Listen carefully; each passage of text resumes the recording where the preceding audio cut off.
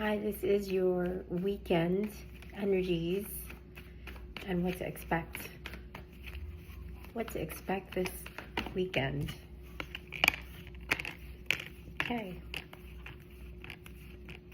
I feel like a lot of you are going to be resting, and if things don't go your way as planned, or you're kind of wishing that things get canceled or delayed because you're not resonating, right? There could be an event or a party that some of you may be kind of wanting to not attend, let's say, and I feel like you'd rather do your own thing and rest, because there could be people. I feel like you're reevaluating something. You're reevaluating people who have disappointed you in the past, and you're trying to temper down. You're trying to you're kind of struggling with yourself at this time, with how you commit yourself to 1:11 on the clock. As I said this, how you commit yourself, how you some of you may have some people tendencies, and doesn't allow you to be honest with yourself and to people, where you kind of just want to please and be there and support, but yet deep inside it's not the path that you're not. It's a lack of self-confidence and insecurity that could make you do things you don't really want to do, if that makes sense.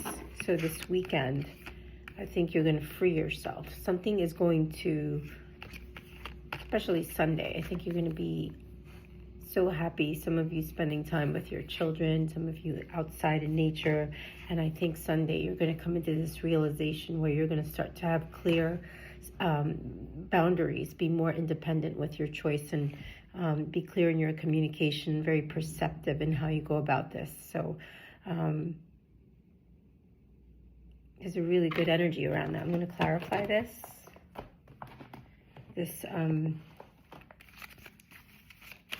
Queen of Swords, because the energies shift from Saturday to Sunday, so it shifts.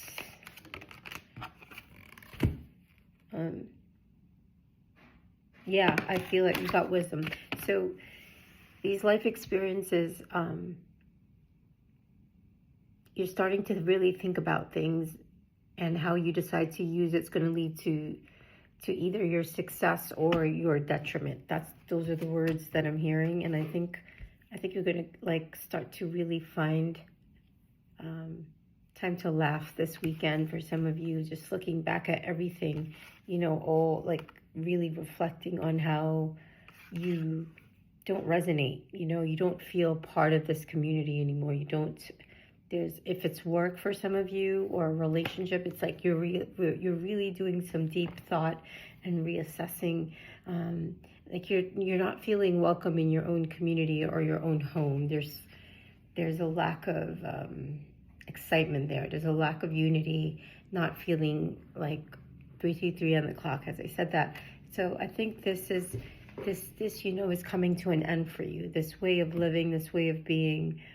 There's inevitable change that you sense is on the horizon, and that you're going to rise above this. There's a sense of, that this has to end, so that you can start to build something new, or be a certain way, or live a certain way too.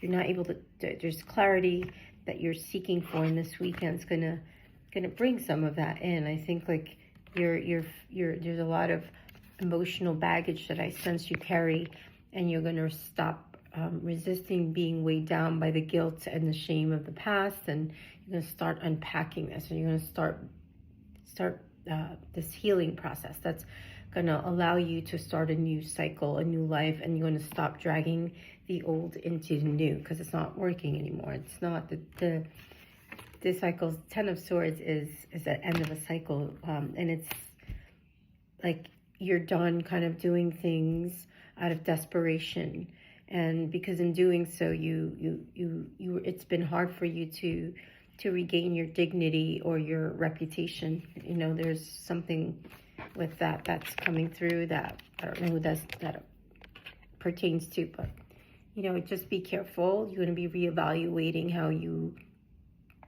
draw into a false sense of security, and the security, begins only when the trust has been established. So you've got to, it's a new cycle that you're going to be heading into, that's going to force you to kind of trust yourself better, trust yourself more, and it's going to require a path of refreshing and recharging. You're going to take time out from this busy and stressful world around you, especially this weekend with this introspection that I'm seeing for you, kind of getting back and grounding into nature, like just in peace and solitude. This is something your soul is leading you to really, really reevaluate what happened to you.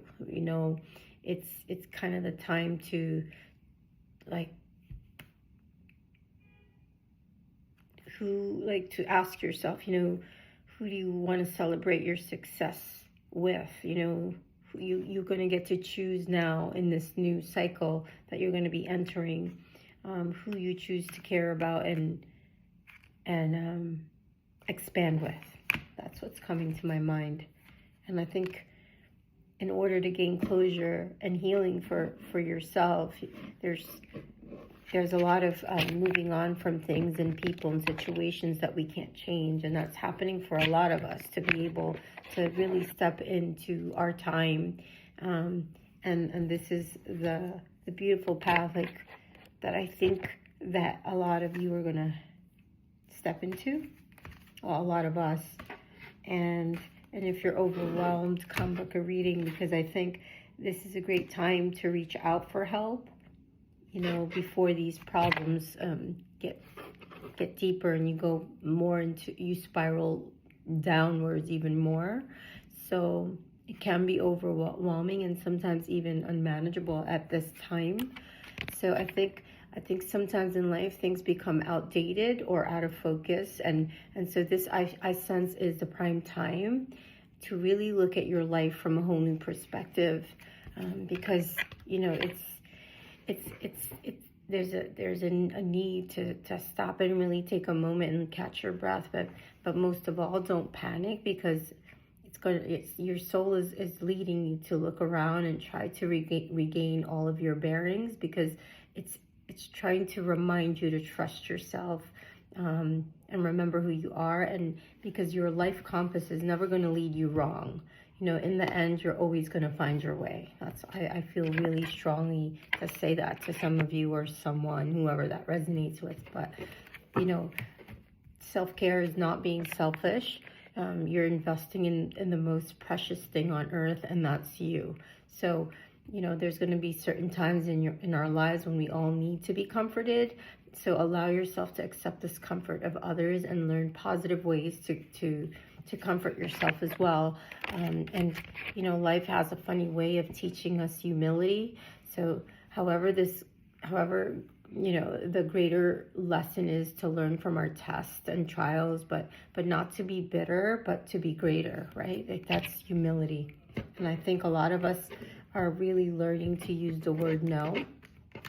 And I think it's a word that we all need to use more often and stand on it, and also need to accept and receive it as the right of others as well. I mean, kids do this naturally. They have the strongest boundaries naturally. They're just no. If they don't want something, it's a no. And if they want something, it's a yes. So, they're just authentic like that.